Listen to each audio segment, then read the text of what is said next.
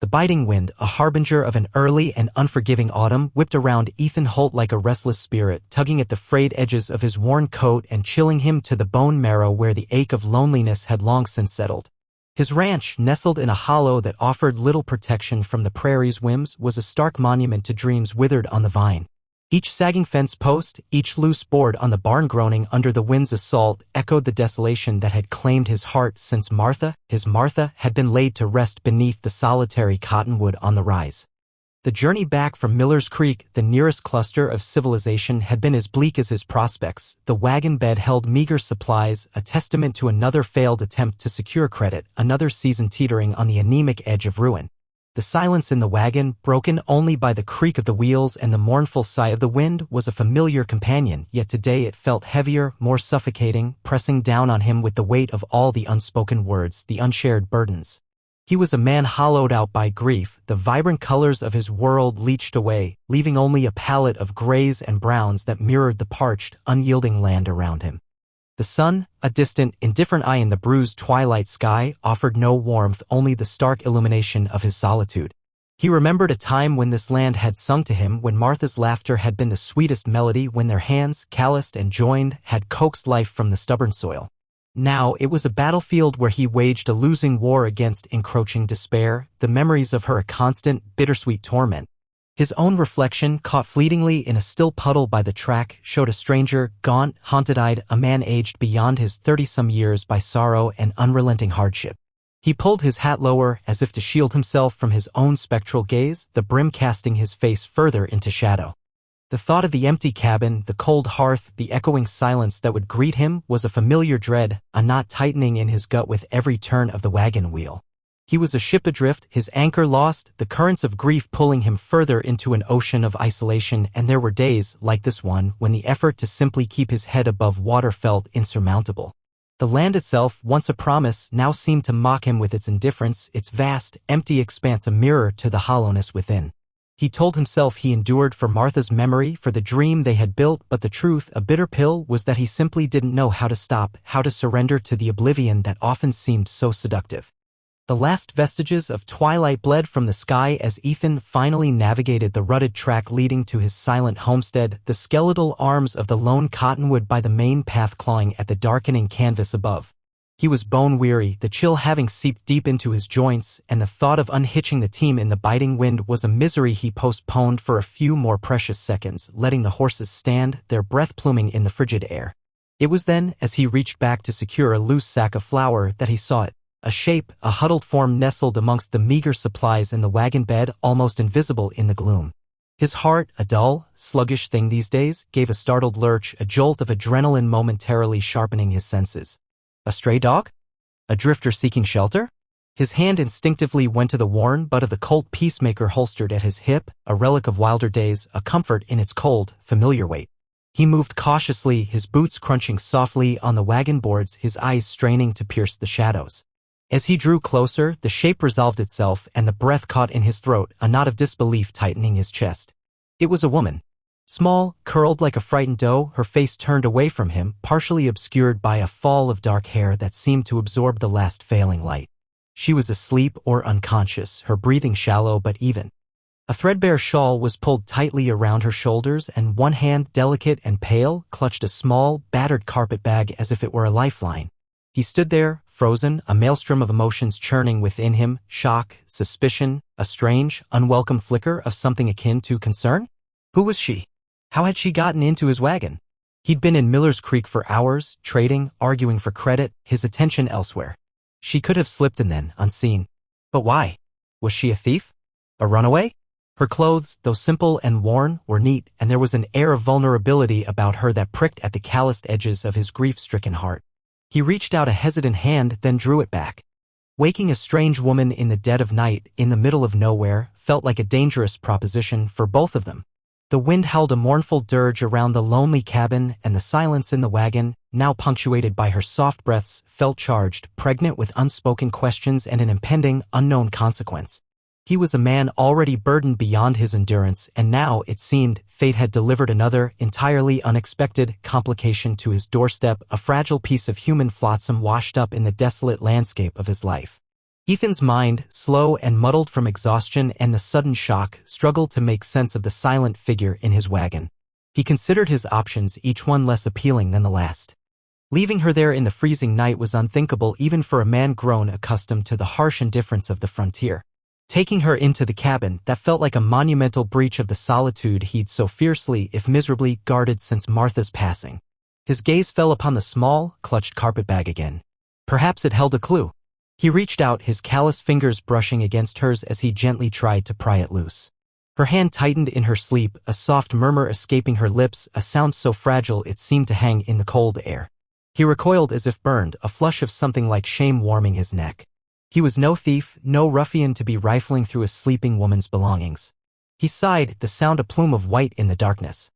There was nothing for it. He had to wake her. He cleared his throat, a rough, grating sound. "Ma'am," he said, his voice rusty from disuse, louder than he intended. She didn't stir. He tried again, a little louder, nudging her shoulder gently. "Ma'am, you need to wake up this time," she gasped, a sharp intake of breath, and her eyes flew open, wide and dark in the dim light, reflecting a stark, animal terror. She scrambled backwards, pressing herself against the side of the wagon, her gaze darting around wildly before fixing on him, a looming shadow in the night. Who are you? Where am I?" Her voice was a whisper laced with fear and a faint, melodic accent he couldn't quite place. "Name's Ethan Holt," he said, trying to keep his tone even, non-threatening. "This is my ranch. You were asleep in my wagon." Her eyes, enormous in her pale face, searched his, looking for, what? He didn't know. "Your wagon." Confusion clouded her fear. She looked around as if just now registering her surroundings, the dark shapes of the barn and cabin, the vast, empty prairie stretching beyond. I must have fallen asleep.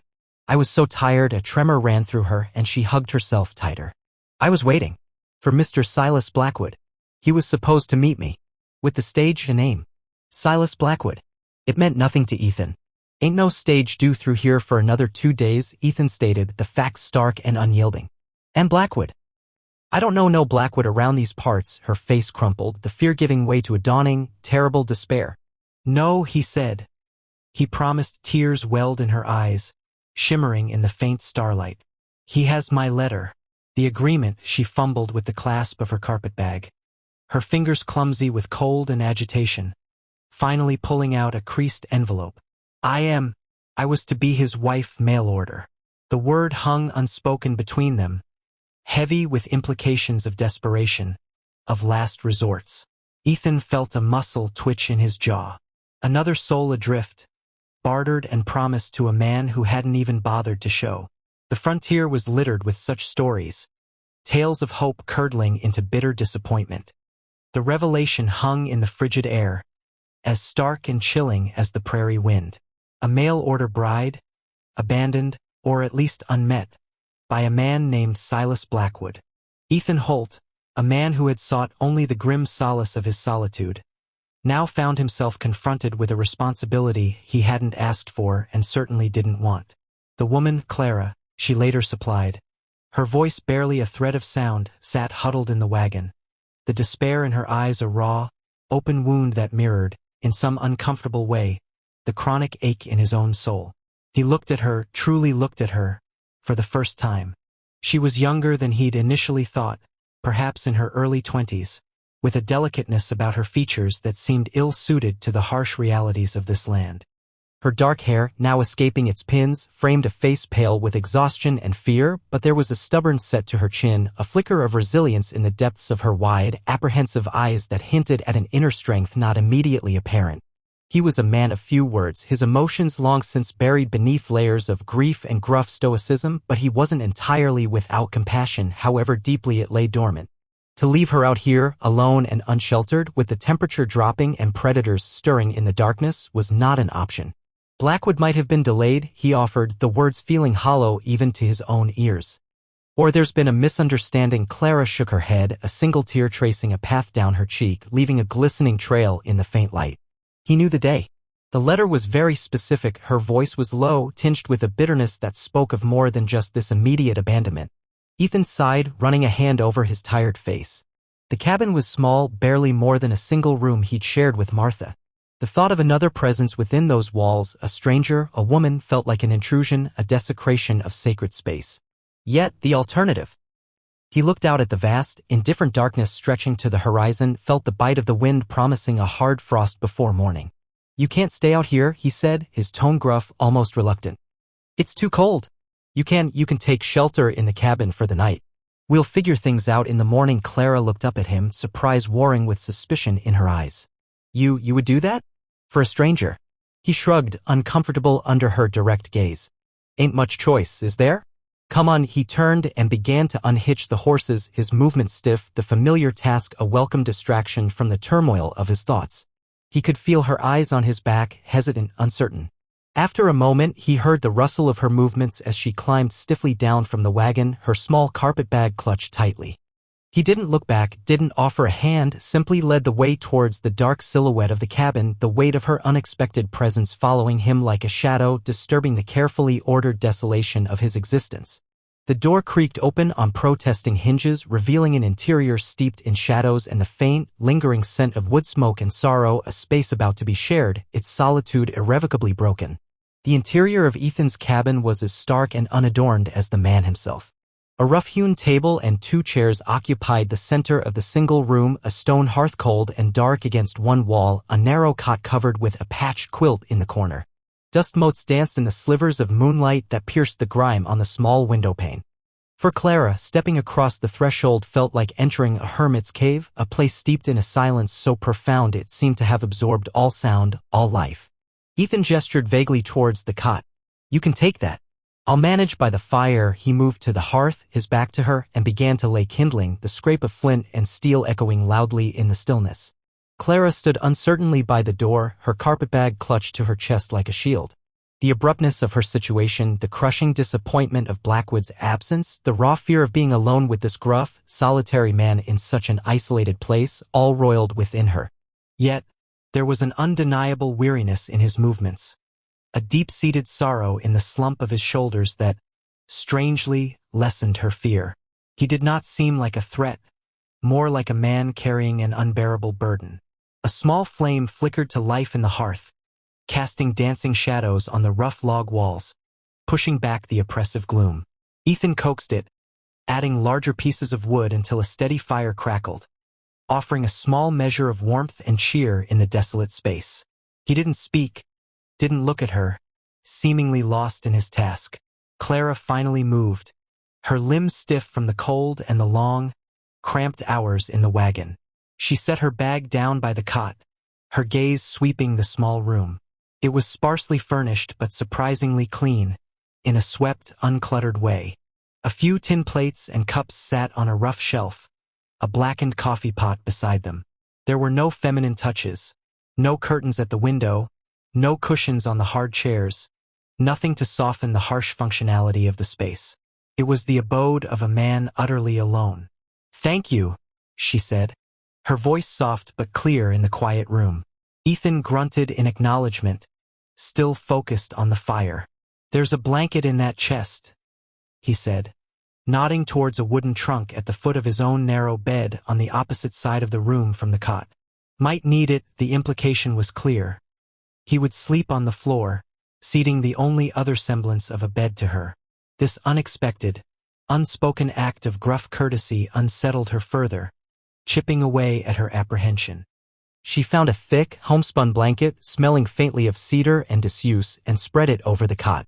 The weariness she had held at bay for so long now washed over her in a crushing wave. She sank onto the cot, the rough quilt surprisingly comforting. From across the room, Ethan finally turned from the fire, its flickering light casting his face in stark relief, all harsh planes and deep shadows. His eyes, when they met hers, were unreadable, guarded.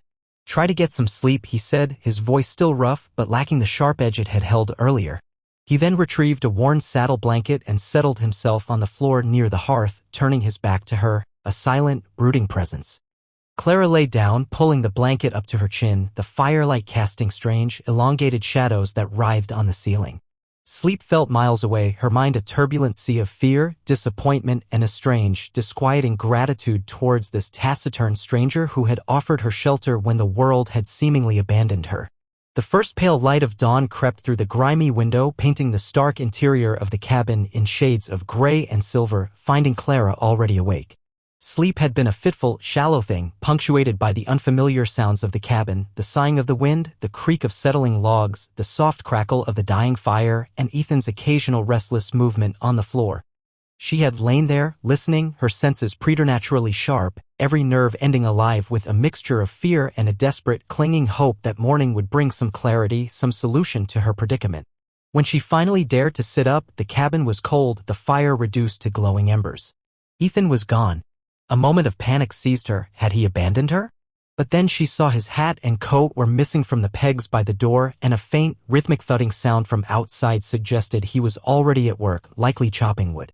Relief, sharp and swift, washed over her, quickly followed by a fresh wave of uncertainty. What now? She was a stranger in this man's home, an unwelcome intrusion into his solitary life. The agreement with Silas Blackwood, the carefully constructed fantasy of a new life, a secure future, had crumbled to dust. She was adrift, with no money, no connections, and nowhere to go. A wave of desolation, so profound it threatened to drown her, rose up. She pressed her hands to her mouth to stifle a sob, fighting back the tears that burned behind her eyelids. She would not break. She had come this far, endured so much already. She would not succumb to despair now. With a determined effort, she pushed herself off the cot, her limbs stiff and sore. The cabin, in the stark light of morning, looked even more forlorn, more a testament to a life pared down to its barest essentials. She noticed a bucket of water and a basin on a small stand, a sliver of harsh soap beside it.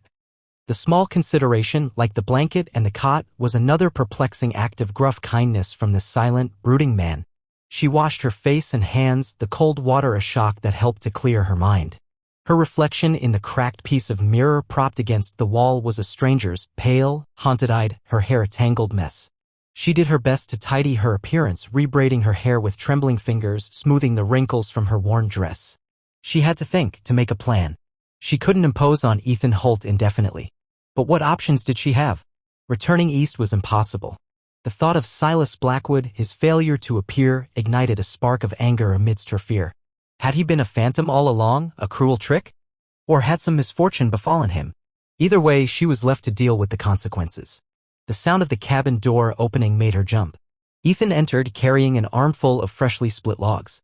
He stopped short upon seeing her awake and standing, a flicker of surprise in his guarded eyes before his expression settled back into its habitual stoicism. He nodded curtly, deposited the wood by the hearth, and then moved to the shelf, taking down the coffee pot. "Coffee?" he asked, the single word an offering, an acknowledgement of her presence in the daylight world of his home. It wasn't a solution, but it was a start, a small, ordinary ritual in the midst of an extraordinary and terrifying situation. The aroma of strong, bitter coffee soon filled the small cabin, a surprisingly comforting scent in the otherwise stark atmosphere. Ethan moved with an economy of motion, his actions practiced and deliberate as he prepared the morning brew over the reviving fire.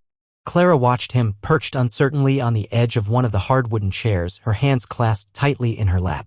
The silence between them was thick, punctuated only by the crackle of the flames and the clink of the tin cups as Ethan poured.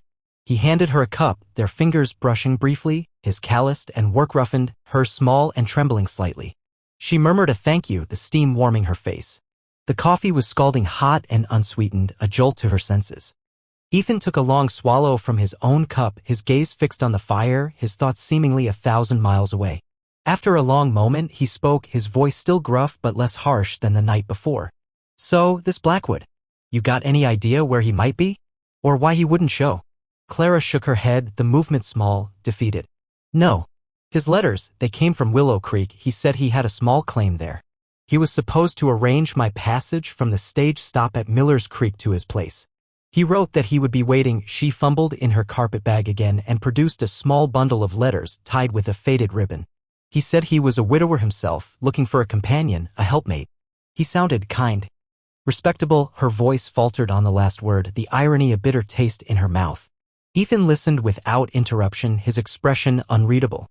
Willow Creek was a good day's ride north, a rough mining camp known more for its brawls and dashed hopes than for respectability. If Blackwood was from there, it painted a slightly different picture.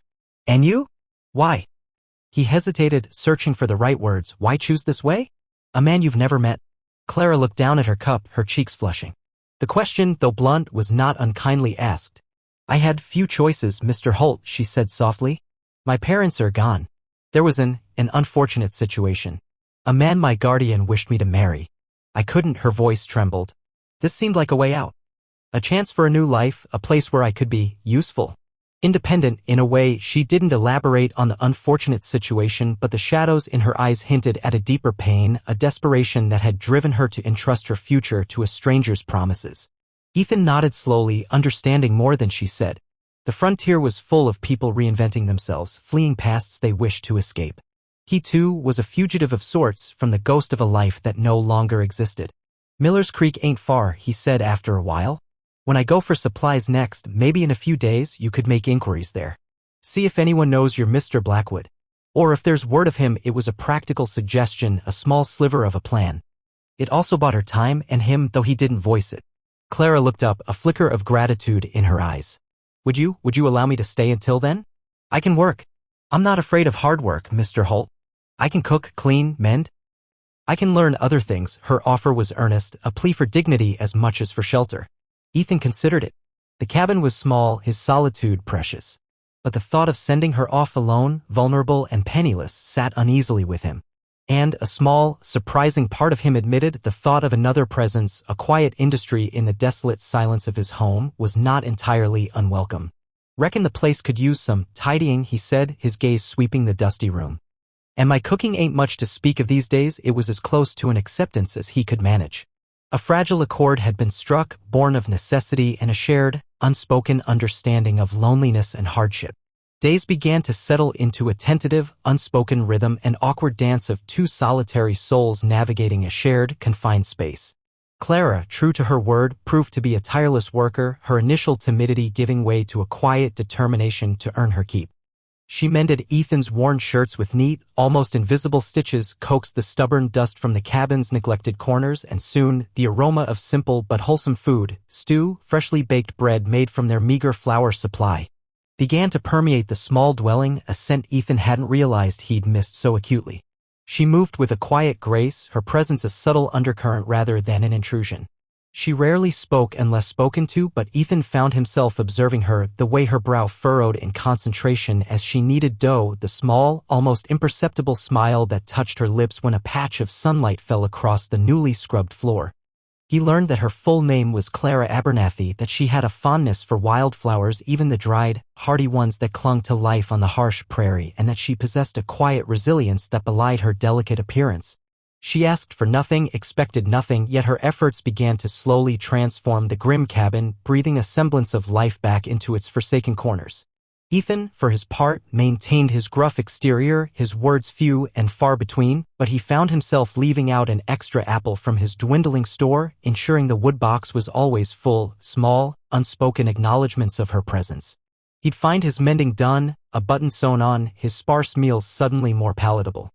He still ate in silence, mostly, but the silence felt different now, less empty, less accusing. Sometimes, in the evenings, after the meager supper was cleared, Clara would sit by the fire with her mending, the only sound the soft whisper of needle through cloth and the crackle of the flames. Ethan would sit at the table, ostensibly checking his worn ledgers, but his gaze would often drift to her shadowed form, a strange mixture of emotions stirring within him, curiosity, a grudging respect, and something else, something he couldn't, or wouldn't, name. He told himself it was merely a temporary arrangement, that soon she would be on her way making inquiries about her errant fiancé, Silas Blackwood. The name, when it surfaced in his thoughts, now carried a faint undercurrent of resentment. What kind of man would make such promises only to break them so casually, leaving a woman stranded and vulnerable? He found himself hoping with a surprising vehemence that Blackwood had a very good reason for his absence, or better yet, that he never showed up at all. The thought was disloyal to Clara's stated purpose, yet it persisted, a small, selfish seed taking root in the barren soil of his solitude. He was a man who had thought his heart turned to stone, but Clara Abernathy, with her quiet industry and unspoken sorrows, was slowly, painstakingly beginning to wear away at its hardened edges. The prairie wind, a constant, mournful voice, seemed to carry whispers of impending change as the days shortened and the chill deepened. Ethan had postponed his trip to Miller's Creek, citing the need to secure the last of his meager harvest before the first hard freeze, a task Clara had thrown herself into with surprising determination, her small hands, though unaccustomed to such labor, working tirelessly alongside his. He told himself it was practical, but a deeper, unacknowledged part of him was reluctant to set in motion the events that might lead to her departure. The quiet order she had brought to his life, the subtle warmth that now permeated the once cold cabin, had become a fragile comfort he was loath to disturb. One evening, as a particularly vicious gust rattled the window pane, Clara looked up from her mending, her face pale in the flickering firelight. "Mr. Holt," she began, her voice hesitant, "about Mr. Blackwood. I've been thinking." Ethan waited, his gaze fixed on the ledger before him, though he wasn't truly seeing the figures. Perhaps it was for the best he didn't come, the words hung in the air, unexpected. Ethan slowly raised his head, his eyes meeting hers. "What do you mean?" he asked, his voice carefully neutral. Clara twisted the thread in her fingers. His letters, they spoke of a comfortable home, of companionship. But the way he described things, so possessive. Even on paper. And I was so desperate to escape my situation back home, I think I ignored the signs. A shadow crossed her face. Maybe this was a deliverance, not an abandonment. Ethan considered her words. He had sensed an undercurrent of apprehension in her whenever Blackwood's name was mentioned, a subtle tension that belied her supposed hope of meeting him. A man who makes a promise and doesn't keep it, for whatever reason, ain't much of a man, Ethan said slowly, the words carrying more weight than he intended. Clara nodded, a small, sad smile touching her lips. "I suppose not. But it leaves me in a difficult position, Mr. Holt. I cannot impose on your kindness indefinitely." Her gaze was direct, a mixture of pride and vulnerability. "When you go to Miller's Creek, I must try to find some honest work. Perhaps as a seamstress, or a helper in a boarding house." The thought of Clara, alone and seeking work in a rough town like Miller's Creek, filled Ethan with a sudden, fierce protectiveness that surprised him. He imagined the leering eyes, the unwanted advances, the harshness of a world that had little use for a woman alone without means or protection. Before he could formulate a response, a sharp, insistent rapping on the cabin door shattered the quiet, making them both jump. It was late, well past the time for any respectable visitor. Ethan rose slowly, his hand instinctively moving towards the fireplace poker, his eyes narrowed. He exchanged a quick, uneasy glance with Clara, whose face had gone stark white with alarm. He pulled the door open a crack, peering into the darkness. A tall, broad-shouldered figure stood on his stoop, silhouetted against the moonlit prairie, a wide-brimmed hat casting his face in shadow. "Ethan Holt," the man's voice was deep, confident, with an edge of impatience. "I'm looking for a woman. Clara Abernathy. I was told she might have sought shelter here." Behind him, Ethan heard Clara's sharp intake of breath, a small, terrified gasp. The man on the stoop shifted, and the moonlight caught his features, a handsome but hard face with cold, assessing eyes and a cruel twist to his lips. "Name's Marcus Thorne," the man announced, his voice laced with an unmistakable air of ownership. "I'm her fiancé." The name Marcus Thorne struck the air in the small cabin like a physical blow, heavy and ominous. Clara, who had risen shakily to her feet, let out a small, choked sound, her hand flying to her mouth, her eyes wide with a terror that was visceral and immediate. This was not Silas Blackwood. This was someone else entirely, someone whose arrival she clearly dreaded with every fiber of her being. Ethan felt a cold knot form in his stomach, his initial surprise quickly hardening into a wary suspicion. He stood his ground in the doorway, a silent, implacable barrier. "Clara Abernathy is here," Ethan stated, his voice low and steady, betraying none of the sudden turmoil within him. "She was expecting a Mr. Blackwood." Thorne chuckled, a short, unpleasant sound. "Blackwood? Old Silas? He works for me. Or did. Let's just say he encountered a spot of re-education regarding his duties. He was merely the advance party, you might say. I am the principal in this arrangement." His eyes, cold and flinty, flickered past Ethan to where Clara stood, pale and trembling, in the dim firelight. A possessive, predatory glint sparked within them. "Clara, my dear, you look rustic. But no matter. We have a long journey ahead." He made to step past Ethan, into the cabin. But Ethan didn't budge, his frame filling the narrow opening. "Hold on a minute, Thorne," Ethan said, his voice taking on a dangerous edge. "Miss Abernathy seems surprised to see you." Thorne's lips curled into a sneer. "Surprised?" She should be grateful. I've come a long way for her. Paid a good price, too, through that old fool Blackwood. She's mine, Holt. By contract, he waved a dismissive hand. Now step aside. We'll be on our way. I don't think so, Ethan said, his gaze unwavering. He could feel Clara's fear radiating across the small room. A silent plea. Not until Miss Abernathy says she wishes to go with you. Thorne's eyes narrowed, his handsome face contorting with anger. Who in the hell do you think you are, farmer? This is none of your concern. She's my betrothed. I have papers. Papers don't mean much out here if a woman's unwilling. Ethan countered, his own anger, a slow-burning ember, beginning to glow. He remembered Clara's words from earlier, her fear of a possessive nature, her talk of an unfortunate situation she had fled. This man, Thorne, reeked of that possessiveness, of a cruelty barely veiled by a veneer of civility.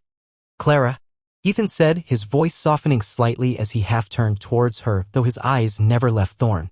Is this man known to you? Do you wish to go with him? Clara's voice, when she finally found it, was a ragged whisper laced with a desperate courage. No, Mr. Holt. I do not wish to go with him.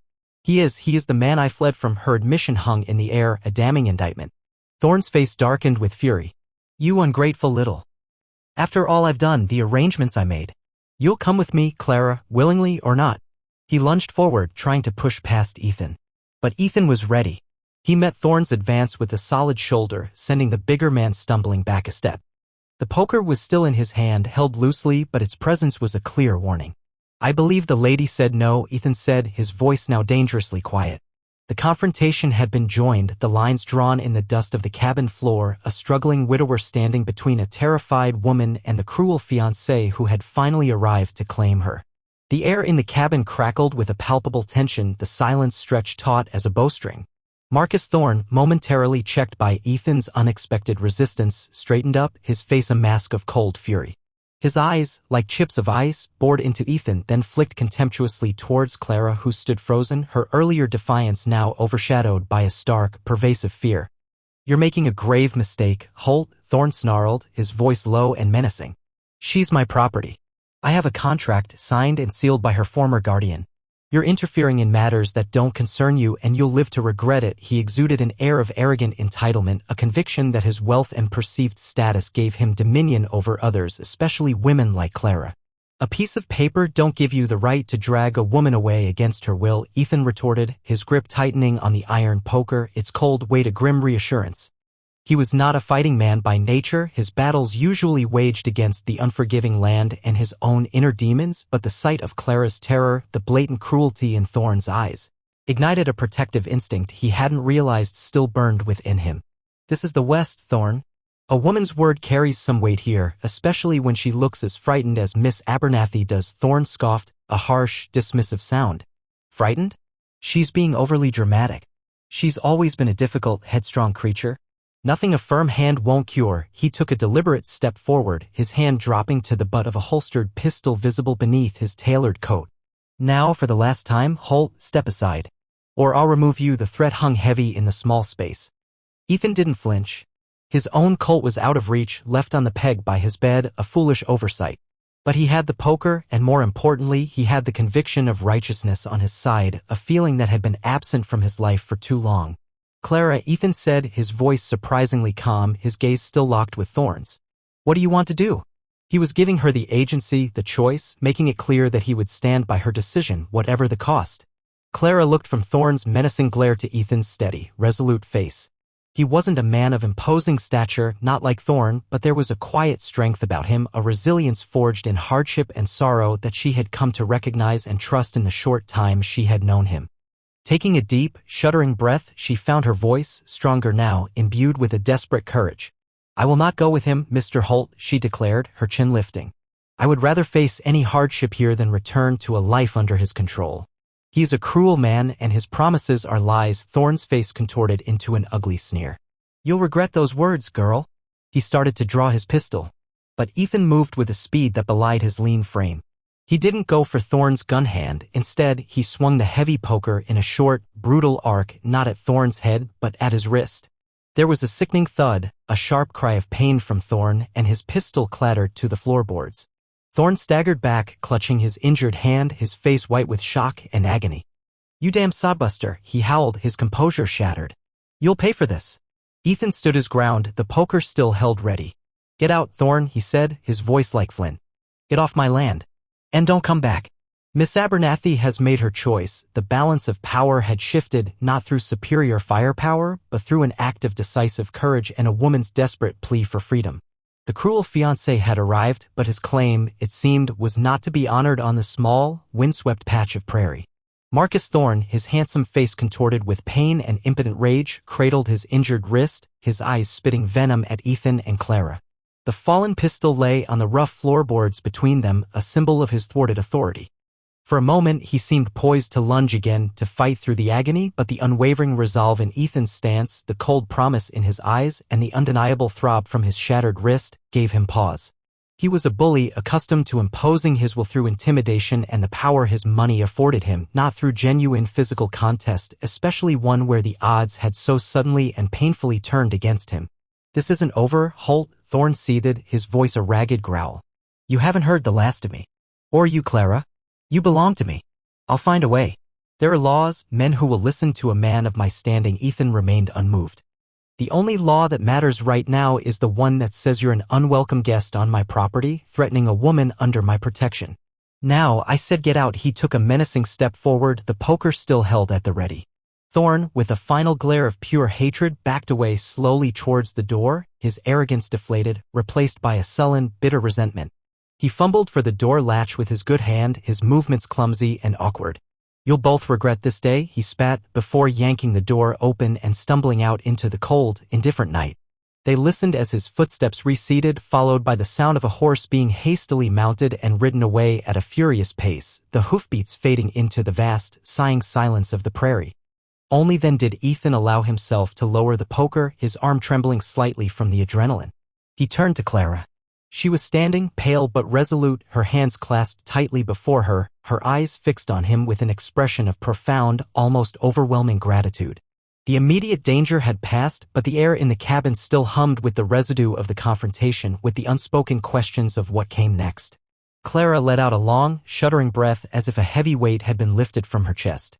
"Thank you, Mr. Holt," she whispered, her voice thick with emotion.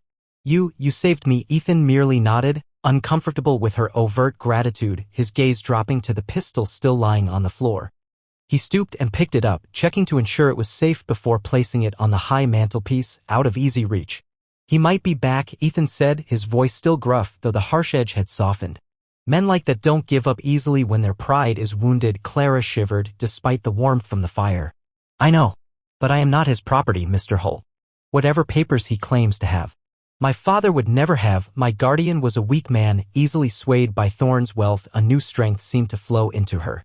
"But I will not be treated as chattel." Ethan looked at her, seeing not just the frightened, vulnerable woman he had found in his wagon, but a person of quiet courage and fierce determination.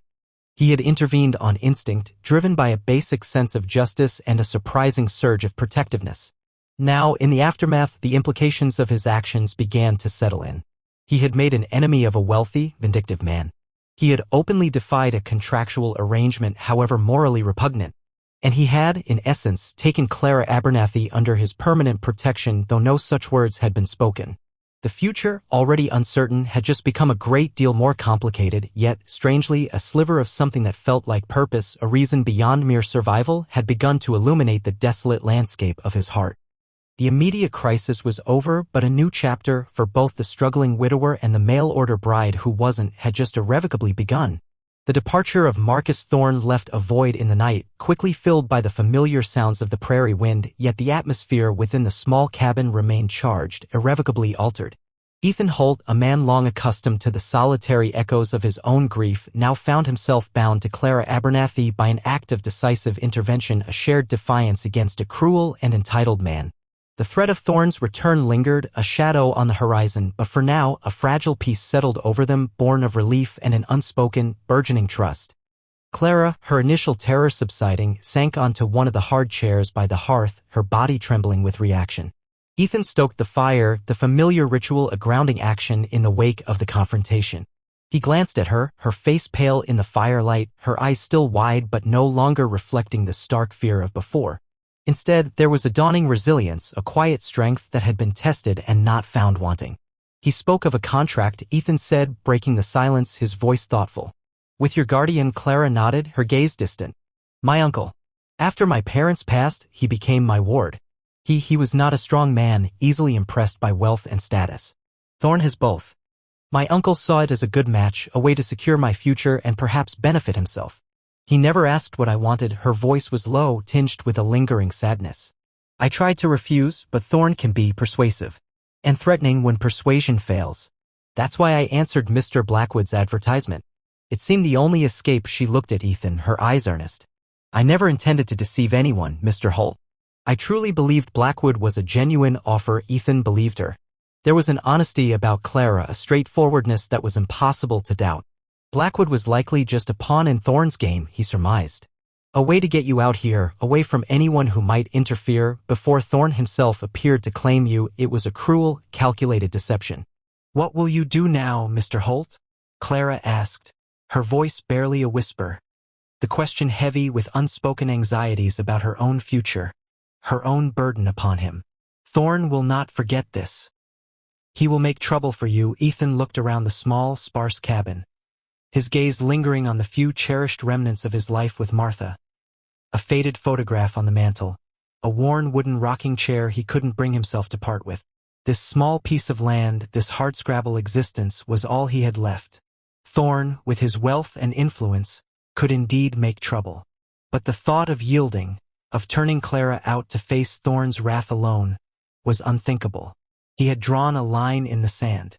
We'll face what comes, he said, his voice quiet but firm. This is my home. And you are welcome here, Miss Abernathy. For as long as you need. It wasn't a declaration of love nor a promise of an easy future. It was a simple statement of fact, an offering of sanctuary freely given. Clara's eyes welled with tears, not of fear this time, but of a profound, overwhelming gratitude. I don't know how I can ever repay your kindness, Mr. Holt. Ethan shrugged, uncomfortable as always with overt emotion. No need for repayment. Just helping each other out. That's what folks do out here. Or what they ought to do. He turned back to the fire, a silent signal that the emotional moment had passed. But something had shifted between them, something deep and significant. The struggling widower, lost in his grief, had found a reason to stand tall again.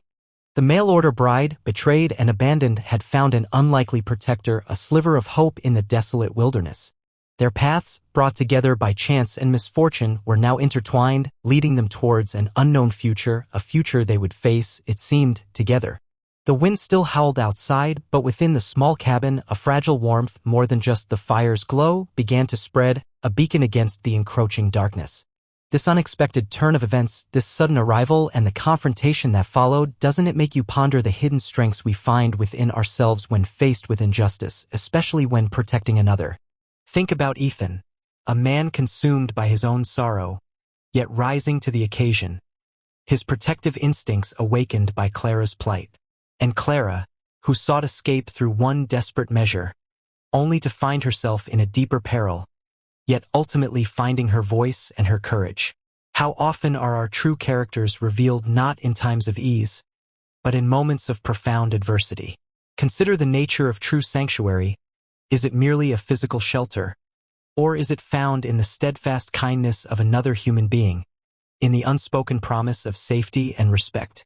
Marcus Thorn represented a cruel assertion of ownership, a belief that contracts and status could supersede human dignity. Ethan's actions, however, spoke to a different law, an unwritten code of compassion and moral courage. What does it truly mean to offer someone refuge?